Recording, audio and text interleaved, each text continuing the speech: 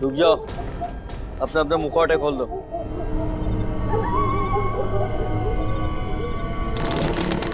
जाओ अंदर।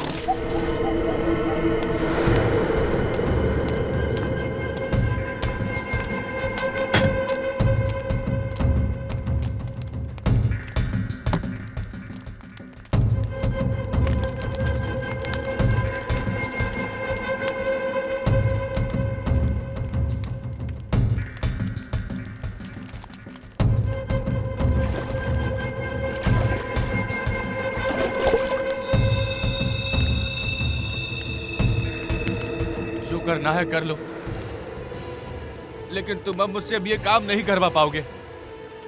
ये इंसानियत नहीं है, हैवानियत का काम है। तुम लोग मानव नहीं, दानव हो। दानव हो तुम।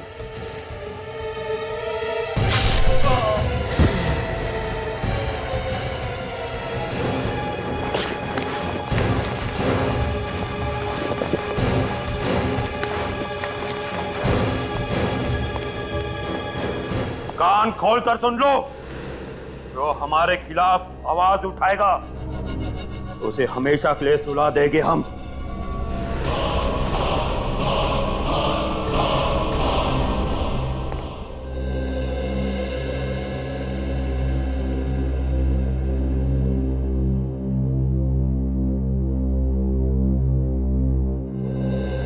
इतना क्या मेकअप करती हो रिया? कुछ देर और अगर मेकअप कर लेती ना तो आज रेस्टोरेंट बंद हो जाता। ओ कम ऑन जगत, लड़कियां बिना खाने के रह सकती हैं पर बिना मेकअप के नहीं। एनीवेज तुम नहीं समझोगे ये सब। अच्छा तुम मेनू देखो, मैं प्लेट लेता हूँ। ओके।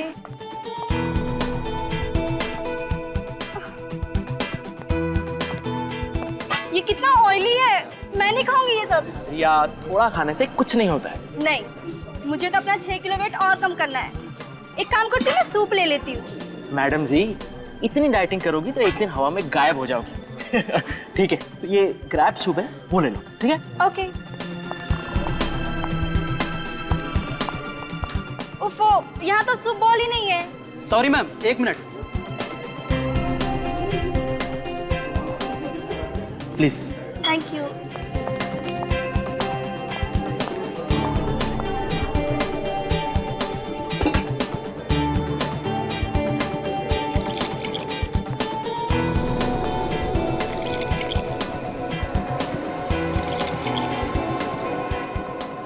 हो गया रिया? हाँ हो गया। चलो, कह रही थी तुम्हारे दीदी का कॉल आया था। दीदी का नहीं, मामा का फोन आया था।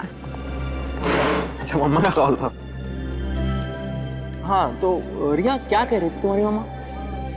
अरे यार मैं तो तुम्हें बताना ही भूल गई। हाँ वो कह रही थी ना कि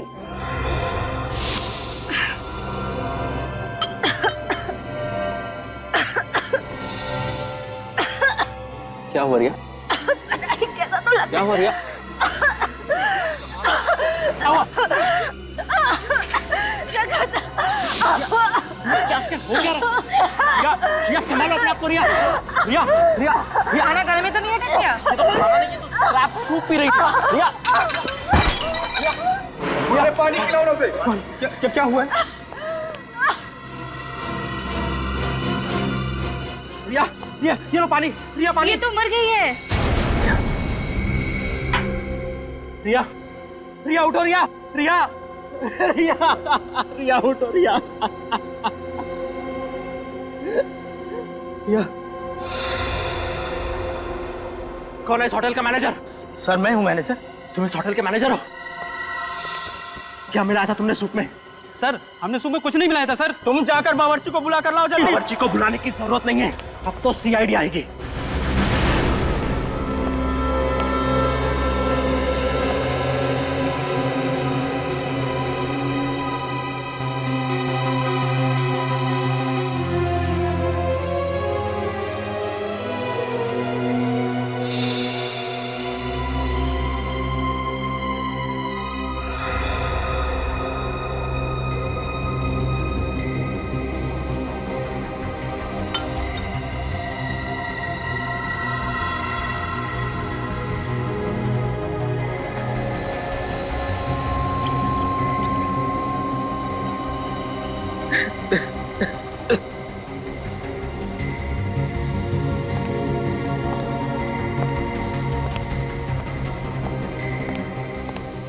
कैसे हुआ ये सब?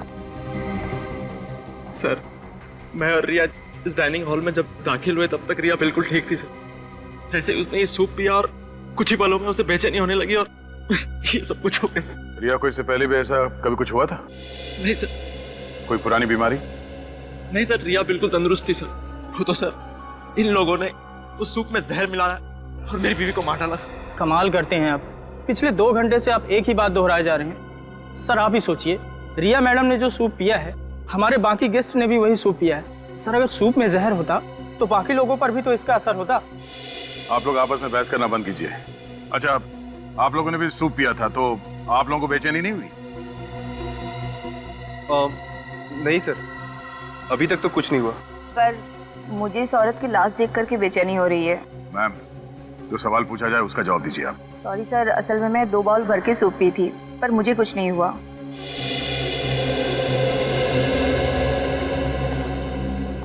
हाँ बुरी, कुछ पता चला? सर पूरी बॉडी अच्छी तरह से चेक कर, बॉडी में जहर का कोई सिम्टम नहीं है सर। कोई सिम्टम नहीं है?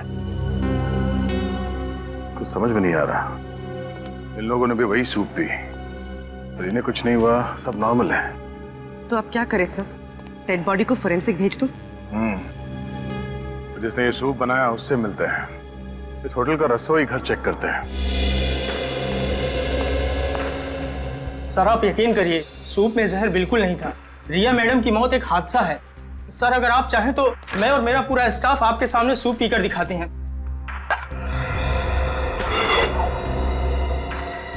मैं आप लोगों को एक आखिरी मौका देता हूँ, सच बताओ, हाँ? क्या सूप में जहर था? नहीं साहब, सूप में जहर नहीं था। सब सूप मैंने ही बनाया था सर। जब से ये रिसोर्ट शुरू हुआ है तब से मैं यहाँ काम कर रहा हूँ सर। कभी भी किसी भी गेस्ट के साथ ऐसा हादसा नहीं हुआ सर। फिर मैं किसी गेस्ट को क्यों मारूंगा सर? सर अंदर कोई जहरीली चीज नहीं मिली। आप सब लोग एक बात कान खोल के सुन लो। अगर आप में से किसी ने भी कोई चालाकी की, किसी भी चीज को हिलाने की या मिटाने की कोशिश की, तो माफी मांगने के लायक नहीं रहोगे, समझे?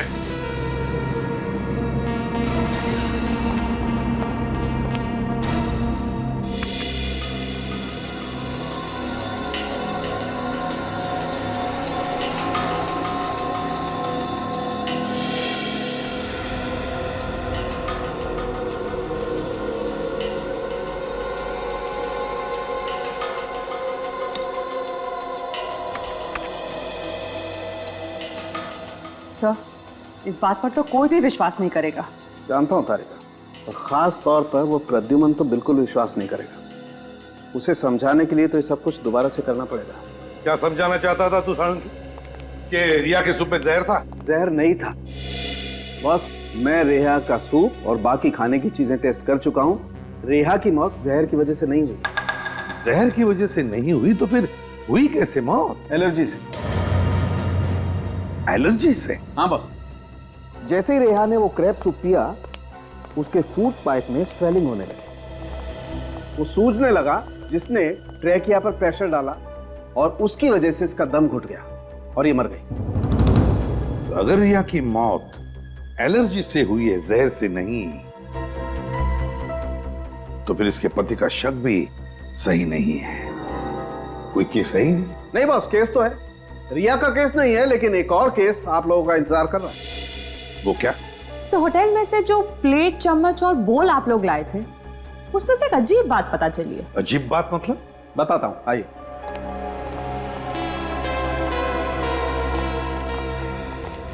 बॉस, ये चम्मच सेरेमिक का है और सेरेमिक 3000 डिग्री सेल्सियस पे पिघलने लगता है। अब मैं इसे हाई टेम्परेचर बीम पर तोड़ता हूं। लेकिन सर आप इसे तोड़ना क्यों चाहते हैं? क्योंकि ये ऊपर से सेरेमिक का है, इसके अंदर कुछ और है।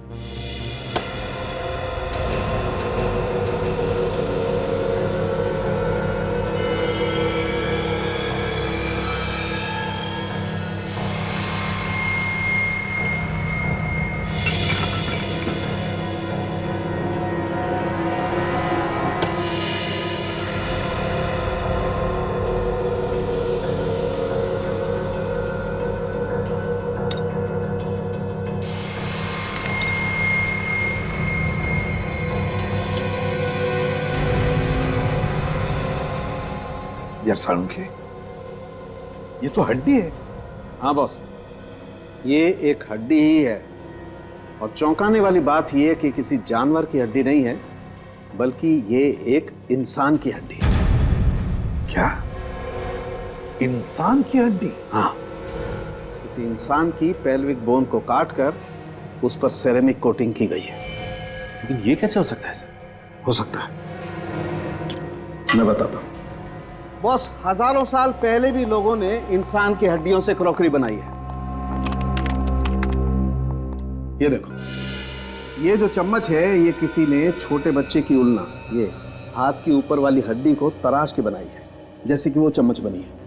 और इतना ही नहीं बॉस, वो जो प्लेट आप लोगों को होटल से मिली है, उसमें तो एक नहीं, अलग अलग 12 इंसानों की हड्डियां मिली हुई है।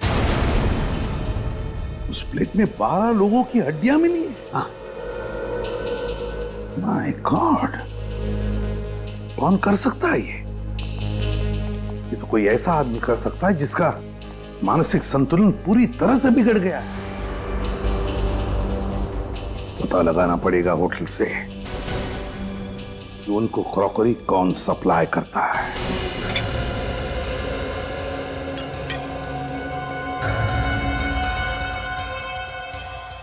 क्या सर, ये क्या बोल रहे हैं? इंसानों की हड्डियों से बने हुए बर्तन?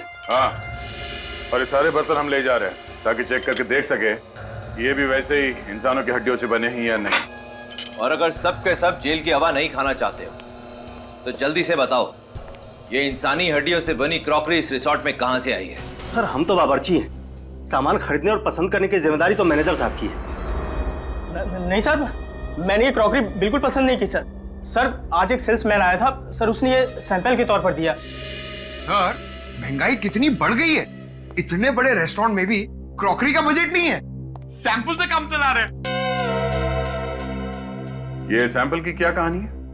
हाँ सर, आज सुबह एक सेल्समैन आया था, उसने ये सैंपल दिखाते हुए कहा कि अगर ये क्रॉकरी सबको पसंद आ जाए तो इसे होलसेल में ऑर्डर कर देना। कुछ बताया उसने? किस कंपनी से आया था वो? हाँ, मैंने उससे कंपनी का नाम पूछा था तो उसने बताया कि उसके बॉस की कोई बहुत बड़ी कंपनी नहीं है, वो लोग कुछ हस्तकला का उनका छोटा मोटा कारोबार है।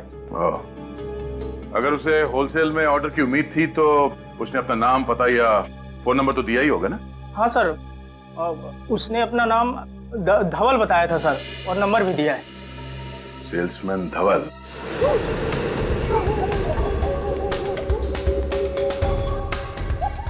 सर, ये रहा धवल का घर। मोबाइल कंपनी वालों ने यही एड्रेस बताया था। मेरा शक सही निकला, धवल है ही नहीं यहाँ पे। साहब, आप लोग धवल से मिलने आए हैं क्या? धवल के रिश्तेदार हो क्या आप लोग? जी नहीं, हम लोग सीआईडी से। बाबा रे बाबा, सीआईडी से? देखा, मुझे मालूम था कि वो एक नंबर का लफड़ेबाज है। ऐसा क्यों? क्योंकि साहब वो सुमड़ी में रहता था, खाना भी बाहर से आता था और पानी भी। कब से रह रहा था वो यहाँ पे? 3 महीने हो गए मैडम, लेकिन 3 महीने में मुश्किल से 3 बार किसी से बात किया होगा। सर, अच्छा ये बताइए कि इस धवल के बारे में कोई ऐसी बात जो आप लोगों को अजीब सी लगी? 2 हफ्ते में एक बार एक वैन आता था, वो भी देर रात को। कैसी वैन? वो तो मालूम नहीं साहब, लेकिन वो वैन यहाँ घर के सामने आकर खड़ी रहती थी। यहाँ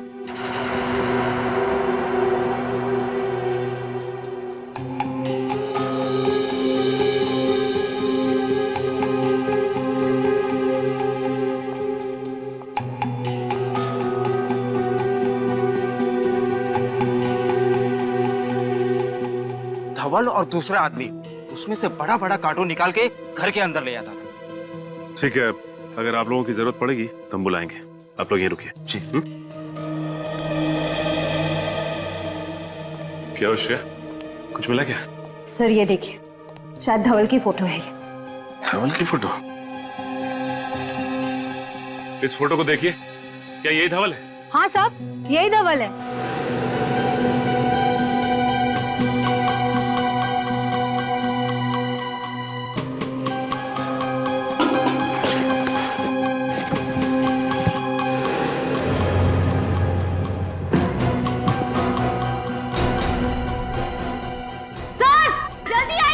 आसिया! सर! My God!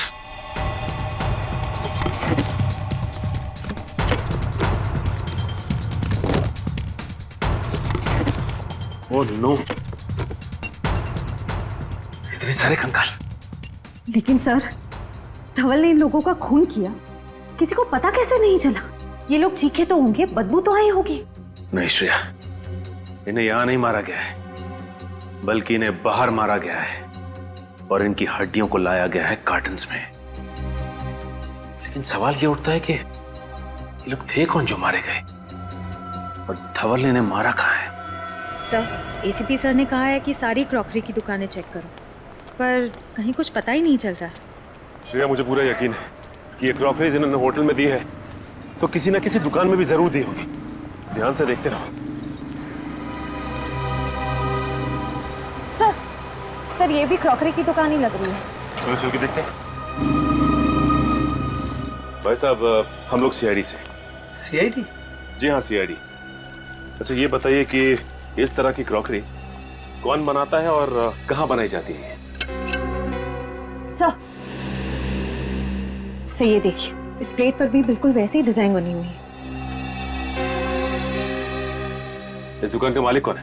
हम दोनों सर। मेरा नाम मानिक और ये मेरा भतीजा सागर है। आप लोग हमारी दुकान पर क्यों आए? क्रॉकरी बेचना कोई गुनाह है क्या? क्रॉकरी बेचना तो गुनाह नहीं है, लेकिन इस तरह की क्रॉकरी बेचना गुनाह जरूर है। ये बताइए, इसे सप्लाई कौन करता है आपको?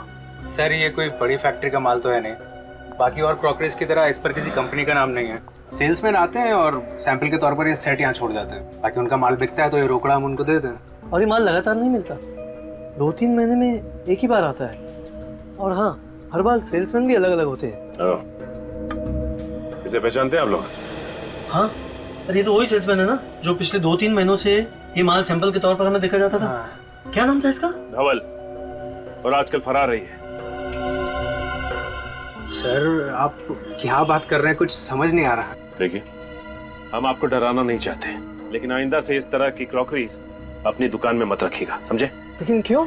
क्योंकि ये सिर्फ सिरामिक से नहीं, बल्कि इंसान की हड्डियों से बना है।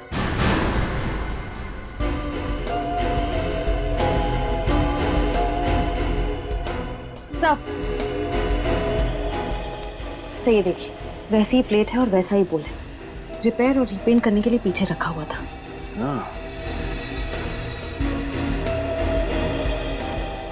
भाई साहब, इसे रिपेयर और रीपेंट आप किससे और कैसे करवाते हो? सर, वो धवल वही ऐसे खराब पीसेस को खुद आकर वापस ले जाता है और वर्कशॉप में रिपेयर करवाता है। श्रेया, एक बार ये पता चल जाए कि ये कारीगर हैं कौन, तो सप्लायर कौन है ये खुद ब खुद पता चल जाएगा। सर, धवल के घर से जो खोपड़ियां मिली हैं, उसके जरिए डॉक्टर साळुंके ने अब तक 15 लोगों के चेहरे बनाए हैं। सर, ये है वो लोग।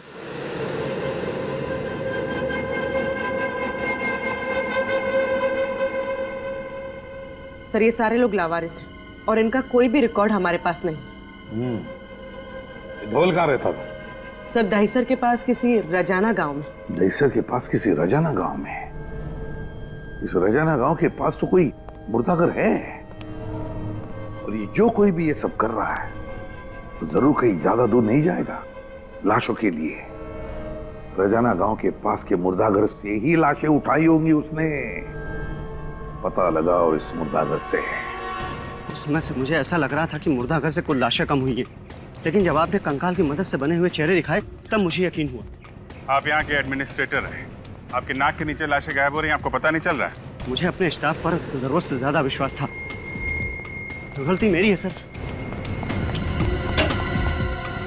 ये मैं देख के भाग क्यों गया? पता नहीं। हमारे बारे में से कुछ बताया था क्या? सिर्फ इतना है कि सीआईडी गायब लाशों की इंक्वायरी कर रही है। दरवाजा खोलो। देखो, तुम बच के जा नहीं सकते, खोलो दरवाजा।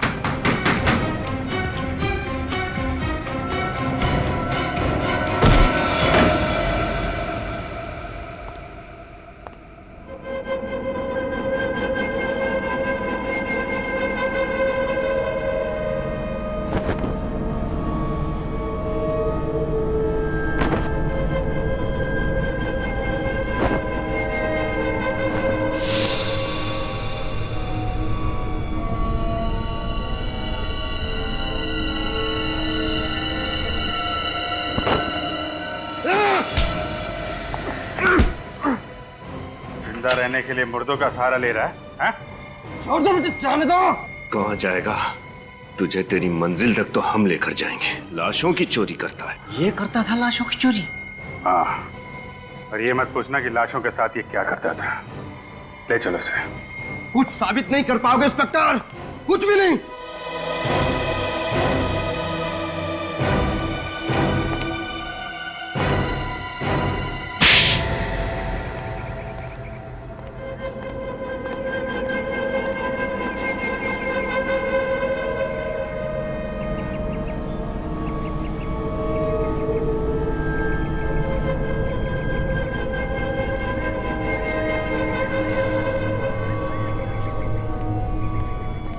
श्रेया, तुम्हें पूरा यकीन है कि यही वो जगह है?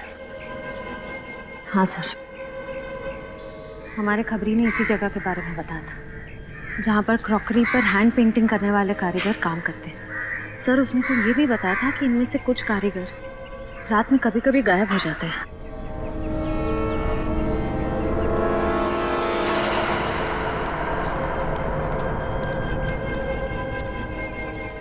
जी कहिए। हमें क्रॉकरी पे। देखिए मैम, हम क्रॉकरी नहीं बेचते, आपको शायद कुछ गलतफहमी हुई मैम। हम लोग तो बस यहाँ के कारीगर हैं और इसमें पेंटिंग करते हैं। हमें भी ऐसे कारीगर की तलाश है जो इस तरह की पेंटिंग कर सके। ये देखिए,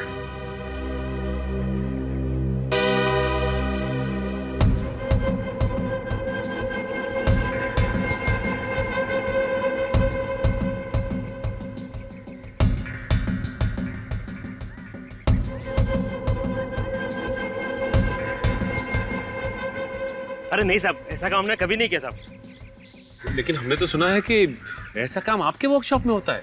इतना बारीक और सुंदर काम आप ही लोग करते हैं। देखिए, आप ये काम करेंगे तो हम आपको पैसे देंगे।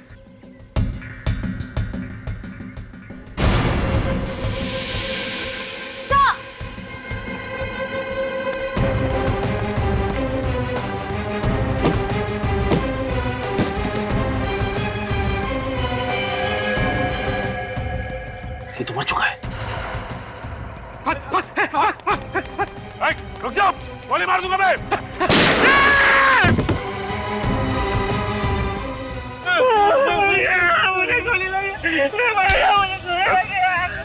कोई गोली वोली नहीं लगी तुझे, हवा में फायर किया मैंने। अच्छा, गोली नहीं लगी? बोल, धवल को क्यों मारा तूने? बोल। सर, 5 घंटे से गाड़ी में बैठे हुए हैं sir. Ceramic crockery, ceramic flower vase, ceramic showpiece, ऐसी छोटी मोटी फैक्ट्रीज और वर्कशॉप में जा जाके हम लोग ने पूछताछ कर ली सर, कुछ नहीं मिला सर, और कुछ भी नहीं मिलेगा सर। तुम तो ऐसे बात कर रहे हो जैसे हम सीआईडी में सीआईडी वालों की मदद करने के लिए आए हैं। काम को लेकर इतना सीरियस होने की जरूरत नहीं। सर, एसीपी सर को क्या जवाब देंगे? अरे भोले राजा, जवाब क्या देना है? कह देंगे सर मेहनत तो पूरी की थी लेकिन नतीजा टाइम पे। सर, अगर ऐसी बात तो हम लोग गाड़ी में इतना लंबा क्यों आए सर? हम गए नहीं गए किसी को पता भी नहीं चलता था, क्योंकि ये फैक्ट्री और वर्कशॉप की लिस्ट सिर्फ हमारे पास है, ब्यूरो में किसी भी कॉप के पास नहीं है। थोड़ा नाटक, थोड़ी नौटंकी करनी पड़ती। देख, हमारे यहाँ आने का फायदा क्या है कि अगर सीआईडी के पुराने वफादार ऑफिसर्स में से किसी ने भी हमारे फोन को ट्रैक करके उसे क्रॉस चेक किया तो कम से कम ये तो पता लगेगा कि हम लोग यहाँ आए थे। कितने स्मार्ट है सर आप। कोई नया डायलॉग बोल। अच्छा, एक फैक्ट्री है ये 1978 से बंद पड़ी हुई है, वहाँ मिट्टी के बर्तन बनते थे, चल के वो भी देख लेते हैं। सर, वहाँ भी कुछ नहीं मिलने वाले। मुझे बहुत भूख लग रही है, सीधा लंच खाने चलते हैं। और तुम मुर्दाघर में लाशों की हिफाजत करने के बजाय उनका सौदा करते थे, हाँ या ना? हाँ, सब किया था, लेकिन मैं तो सिर्फ लावारिस लाशों का ही सौदा किया करता था साहब, बस लावारिस लाशों का ही। धवल क्या करता था? क्या करता था वो लाशों की हड्डियों के साथ? सर उसने बताया मेरा एक बॉस है, वो इस हड्डियों से दुनिया की सबसे बेहतरीन क्रॉकरी बनाना चाहता है साहब, दुनिया की सबसे बड़ी बेहतरीन। कौन है धवल का बॉस? कौन है वो बॉस? बताओ। नहीं पता साहब, नहीं पता। माँ साहब, मुझे कुछ नहीं पता साहब, मुझे कुछ नहीं पता साहब, मुझे छोड़ दो। ले जाओ इसे, ले जाओ इसे सचिन। आ जाओ। और तुम दोनों धवल का खून क्यों किया? हमने खून नहीं किया साहब। साहब हमने कुछ नहीं किया साहब, हमने कुछ नहीं किया तो फिर भाग्या क्यों मारा? साहब हम अपना काम कर रहे थे साहब, धवल जी तो गुंडों के साथ आए और कहा कि सीआईडी आ रही है, वो डर के भागने की कोशिश मत करना, नहीं तो सीआईडी वालों को शक हो जाएगा साहब। साहब पता नहीं अचानक क्या हो गया, धवल जी वहीं पे गिर गए साहब, और साहब गिरते वो मर गए साहब। बताओ, तुम्हें मालूम था ना कि वो क्रॉकरी इंसानी हड्डियों से बनती थी? हाँ साहब, हम गरीब आदमी है साहब, हमें क्रॉकरी पेंट करने का 20,000 रुपया मिलता था साहब। साहब हम मना नहीं कर सकते साहब, अगर काम करने से कोई मना करते ना साहब, सब उनको भी मार के उनकी हड्डियों की क्रॉकरी बना देते साहब। है कहाँ ये फैक्ट्री? कहाँ है फैक्ट्री? बताओ जल्दी। साहब गुंडे हमारी आंखों में पट्टी बांध कर ले जाते थे साहब, हम नहीं जानते साहब। आंखों पर पट्टी बांधते थे? तो अभी यहां पर अपनी आंखें बंद करो और बताओ कहां लेके जाते थे वो, कैसे लेके जाते थे? आंखें बंद, याद करो। वो साहब पनवेल की जरी चौक से हमें कार में बिठाते थे साहब, और लोनावाला की तरफ लेके जाते थे साहब।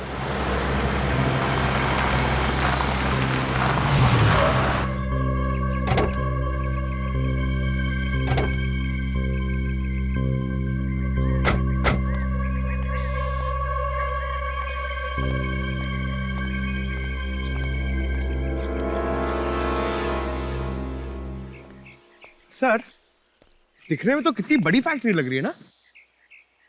अब चलें यहाँ से सर, मुझे बर्गर खाने का बहुत मन कर रहा है, और वैसे भी उन लोगों को मालूम पड़ जाएगा ना कि हम लोग यहाँ पे आए थे। अब जब यहाँ तक आ ही गए हैं तो अंदर भी देख लेते हैं। आ जा सर।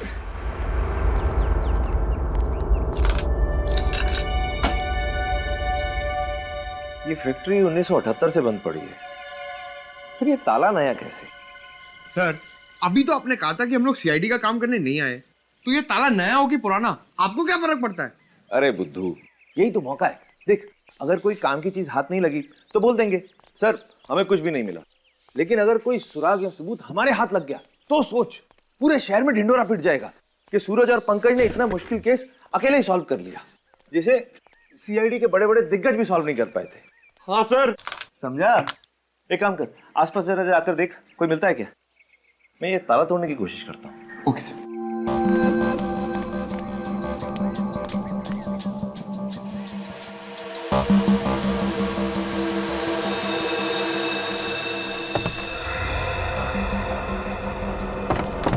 सर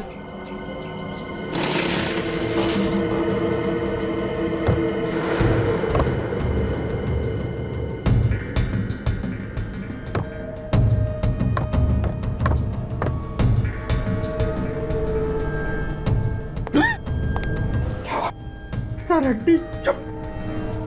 सर मैं कह रहा हूं अभी भी वक्त है, दया सर और अभिजीत सर को बुला लीजिए, ये जगह बहुत डरावनी है सर, मुझे बहुत डर लग रहा है। चुप। ऐसी छोटी मोटी तहकीकात के लिए उन्हें बुलाने की क्या जरूरत है? खुद कुछ नहीं करेंगे क्या? चुपचाप मेरे पीछे आओ, देखिए इस कमरे में है क्या।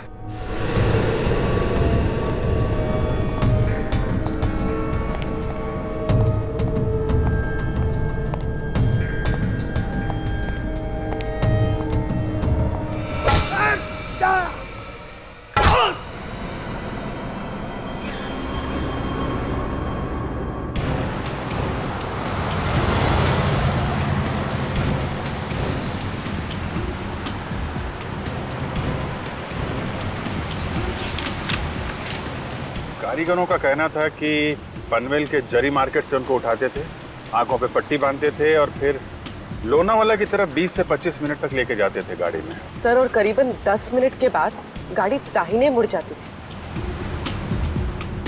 6-7 मिनट तो हो गए हैं लोनावाला की तरफ। देखते हैं आगे कौन सा राइट टर्न है।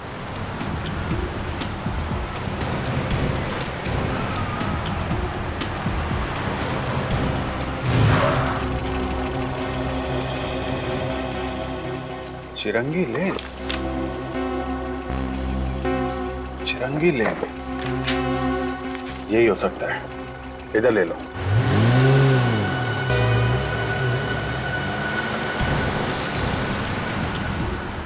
सर ये रास्ता तो शहर से दूर जंगल की तरफ जा रहा है। सर उम्मीद है कि उन कारीगरों का अंदाजा सही होगा। पूर्वी 6 महीने से लगातार उन लोगों को इसी रास्ते पे लेके जा रहे हैं। उनका अंदाजा गलत नहीं होगा कि सूरज और पंकज का भी मोबाइल आखिरी बार यहीं पे ट्रैक किया गया था। इधर ही चलो।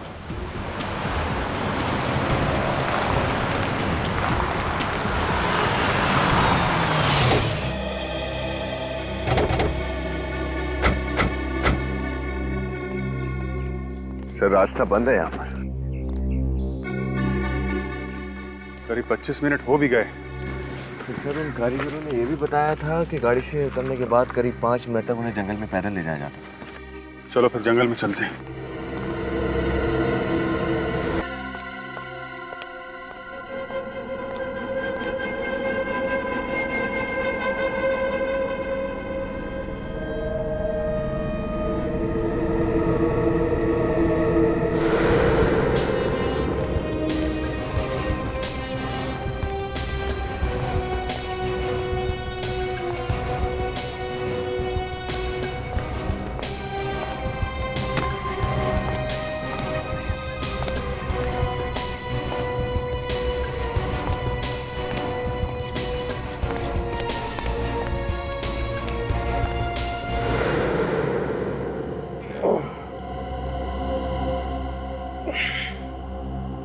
पंकज, पंकज,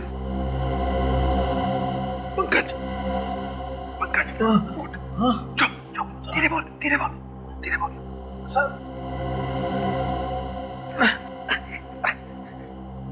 सर मैंने आपसे कहा था ना दया सर और अभिजीत सर को बुला लेते, लेकिन आप मेरी बात सुनते ही नहीं। चुप कर, हर वक्त रोता रहता है। अरे रोग आती तो क्या करूंगा सर? ये वही नरक है जहाँ पर इंसान की हड्डियों के साथ ये लोग सिरामिड की प्लेट्स और सूप बोल्स बनाते हैं सर। सर मैं आपके हड्डियों के प्लेट और सूप बोल्स बनते हुए नहीं देख सकता हूँ सर। अरे कुछ नहीं होगा हमें। सर कैसे कुछ नहीं होगा? सीआईडी की टीम को पता भी नहीं कि हम लोग कहाँ पर हैं और हमारे पास बंदूकें भी नहीं है। तो क्या होगा? भूल गया सीआईडी की ट्रेनिंग? हम सीआईडी वालों को बंदूक नहीं हाथों से लड़ना भी सिखाया जाता है। और आज हम सिर्फ सीआईडी की इज्जत के लिए नहीं, अपनी जान के लिए भी लड़ेंगे। अभी सुन, ये मेरी पतलून को थोड़ा सा ऊपर कर। हाँ? पतलून को ऊपर कर। अरे पकड़ना इधर। और ये मोजे में से ये स्ट्रैप, हाँ, ये स्ट्रैप को पकड़।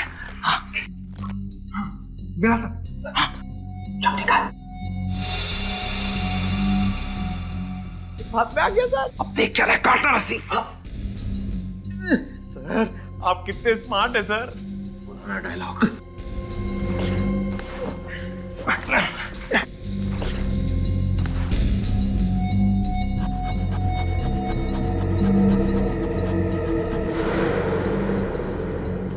सर इतने बड़े जंगल में उस जगह को ढूंढना बहुत ही मुश्किल होगा। याद है उन कारीगरों ने कहा था ना कि जंगल में कुछ दूर चलने के बाद उनके शरीर पे पानी के छींटे पड़ते थे। सर यहाँ ना तो कोई नदी है ना ही कोई झरना। कुछ ना कुछ तो होना चाहिए। सर कहीं ऐसे तो नहीं कहीं कोई पानी का पाइप वाइप फट गया हो सकता है, ढूंढो।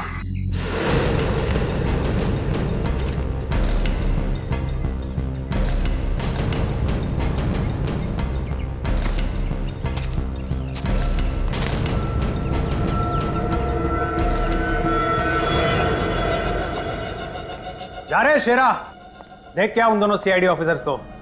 अब तक तो होश आ गया होगा, कब से तड़प रहा हूं उन दोनों से मिलने को। जा देख क्या जल्दी। Yes boss.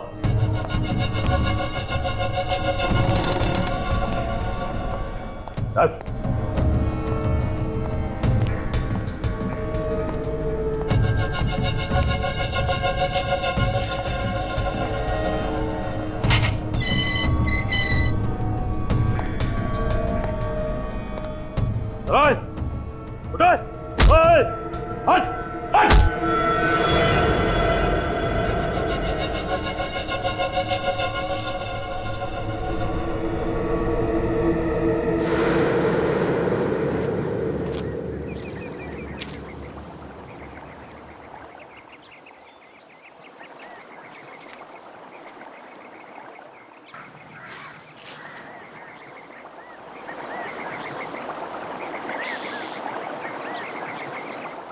विनीत, पूर्वी।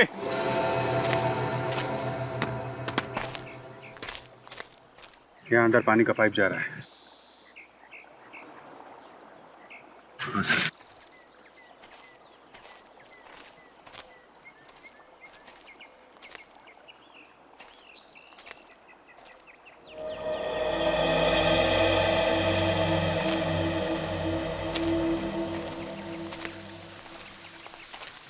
ओह,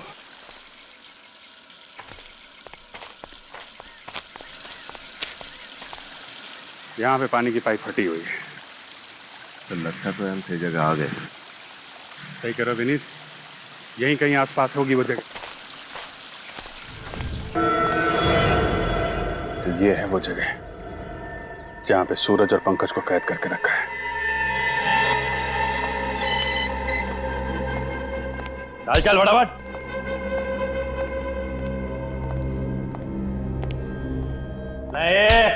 चलो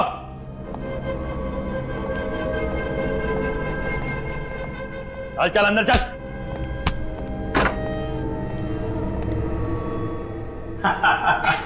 आओ मेरे मेहमानों, आओ। अब तक तो तुमने देख लिया होगा ये मेरा छोटा मोटा कारोबार। तुम? आप लोग हमारी दुकान पर क्यों आए? क्रॉकरी बेचना कोई गुनाह है क्या? सर, ये वही सागर है जिसकी होलसेल मार्केट में सिरामिक्स की दुकान है। हाँ, सागर, सागर।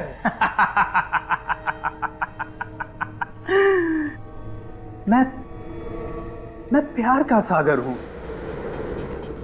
दया और मानवता का सागर। दिल दरिया है मेरा। मैं तो सिर्फ एक समाज सेवक हूं। इंसानों का दिया इंसानों को ही लौटा देता हूं।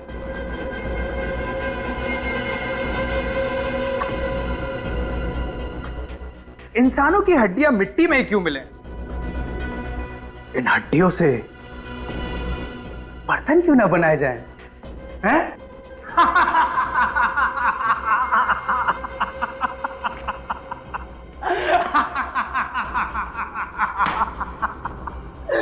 दुनिया की सबसे अनोखी क्रॉकरी बनाता हूं मैं, इंसानों की हड्डियों से बनी हुई क्रॉकरी।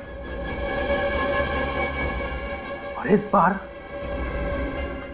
बार तो कुछ अनोखा डिजाइन करना होगा, कुछ स्पेशल, जिसमें सीआईडी अफसर्स की हड्डियां हो।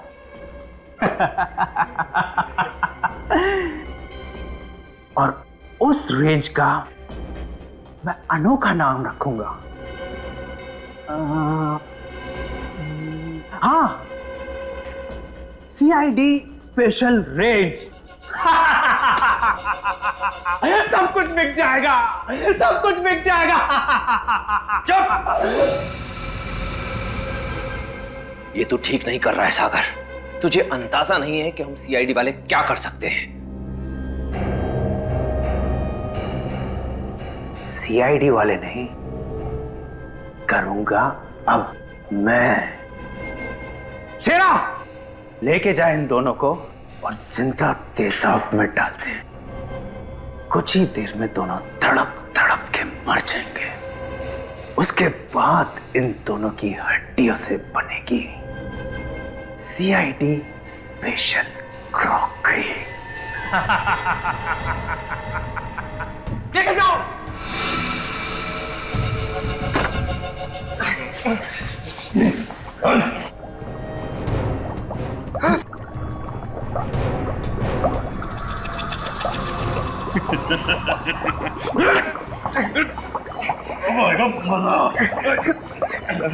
और बर्दाश्त नहीं हो रहा सर।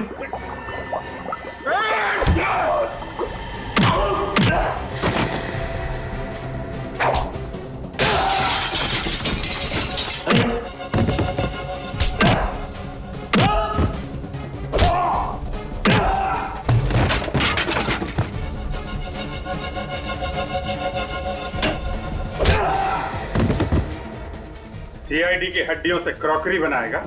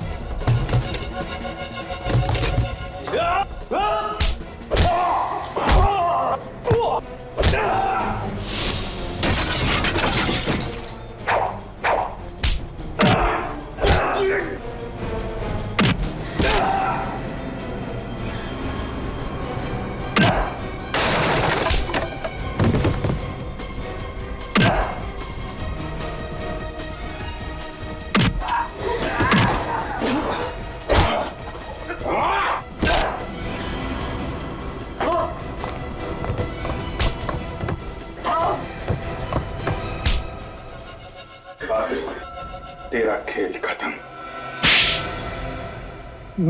मैंने कोई जुर्म नहीं किया, मैंने कोई जुर्म नहीं किया। ये तो एक कला है। कला। इंसानी हड्डियों से बर्तन बनाना ये कला है। बर्तन बनाना कोई जुर्म थोड़ी है। मैं तो मुर्दा घर से सिर्फ उन्हीं लाशों को खरीदता था जो लावारिस होती थी, क्योंकि मैं नहीं चाहता था कि उन लाशों की हड्डियां जमीन में गलकर मिट्टी बन जाए। जब तुम्हारा काम मुर्दों की हड्डियों से चल रहा था तो फिर मासूम लोगों की जानें क्यों ली? जो भी मेरे रास्ते में आया, जिसने भी मेरे कारोबार में दखल देने की कोशिश की, मैंने उसकी जान ली। सबसे पहले तो मैं उन कारीगरों को मारता था जो मेरा काम करने से मना करते थे, और फिर उसके बाद में उनकी हड्डियों से बर्तन बनाता था। और धवल को क्यों मारा तुमने?